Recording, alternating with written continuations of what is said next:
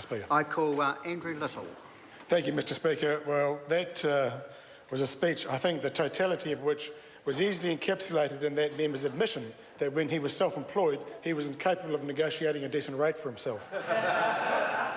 Mr. Speaker, the member who has just spoken gave an account that is the basis of the real road to serfdom, which is, and he asked the question, well, if they're not going to be, if people can't be employed being paid this exploitative rate, why would they, who else is going to do it?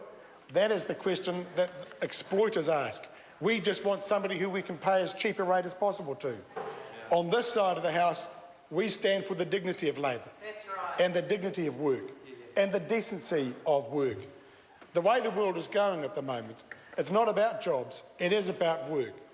And it's about people being treated fairly for the work they do. And that is regardless of employment status. Whether you are an employee, whether you are a contractor, a so-called independent contractor or otherwise, it is about ensuring that the work you do is fairly rewarded. And the problem that this bill is trying to remedy, and is pretty clear and explicit about, if one takes the moment to read the bill, with its Schedule 2 and its specified list of services, it is clear that there is a range of jobs about which it can be said there is a growing number of New Zealanders engaged in them and for which they are not being paid even the minimum wage as prescribed in current minimum wage regulations. And that's the issue we have to come to grips with. Let me tell the House this story. I had a businessman who chanced upon me, actually, in the Christchurch airport recently. Not in the Cora Lounge, where I would otherwise have been mixing with ordinary New Zealanders, but actually in the public areas of the airport. And he came up to me. I thought I was blocking his path, actually. And I said, oh, excuse me, sorry, sir, I was blocking your way. He said, no, I actually wanted to come and speak to you. He described himself as a businessman. He said he owns a business that operates in both Auckland and Christchurch and also has an operation in Australia. He described himself curiously as one of the top 2% supporters of the National Party. I wasn't quite sure how he quantified that.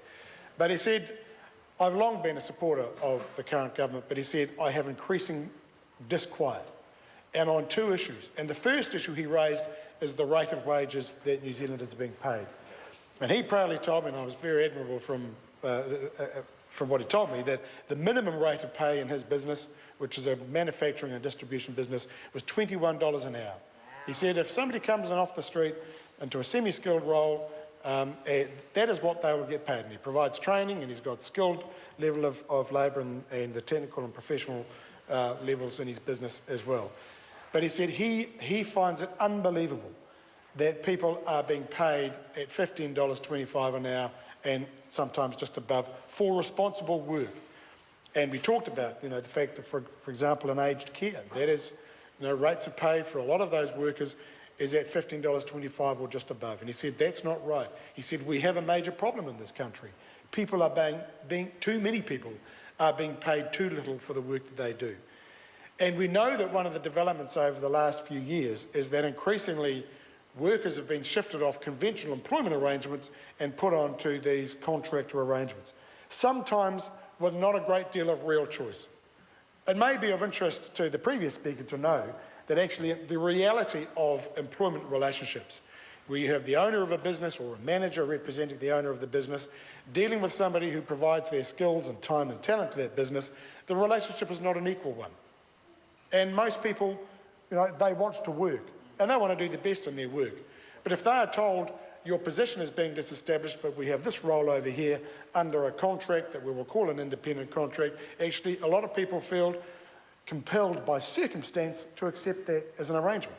And so they become a contractor. And for many of them, they're doing work that previously they were doing as well. The same workplace, often using the same tools, working with the same colleagues. But then they find that they are assuming a level of cost and a level of risk in that employment relationship. And Mr. Speaker, that is what this bill is seeking to address, because that is wrong. If we value work, most importantly, if we value the people doing the work, we will make sure that comparable work done under whatever employment status is paid at a comparable level, paid at a fair and decent level. And there is no reason, there is no justification for why somebody who shifts from an employment status to a contractor status doing comparable work should be paid differentially simply because they are a contractor, or worse, being paid effectively or in real terms less than the minimum rate because of that change in status. That's what this bill is seeking to address. It is interesting, and the Select Committee's report acknowledges it, other countries have addressed this problem. This is an issue in many parts of the world, but other countries have found the means to deal with it, including our nearest neighbour, Australia. And I remember when I was involved in the union movement, the New South Wales state government conducted an inquiry into just this issue, and they were horrified at what they discovered.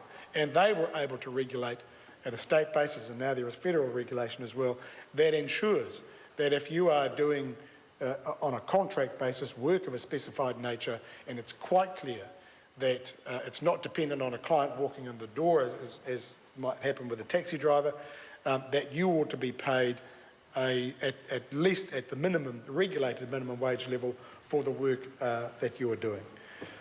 Mr. Speaker, the world of work is changing. That's why in the Labor Party we established our Future of Work Commission. We take that issue seriously. You would expect us to with a party whose name is the Labor Party. And it's disappointing that members opposite don't appear, or at least their government don't appear to take that issue as seriously. But the world of work is changing, and more people will be working in different ways, including working under contractor type arrangements, or even, as Mr. Seymour talked about, self-employment arrangements. But hopefully they'll be better at negotiating better pay rates for themselves. And, Mr. Speaker, we have to have a regulatory framework that acknowledges that, but also accepts that there is a real risk of exploitation if we don't get that regulation right.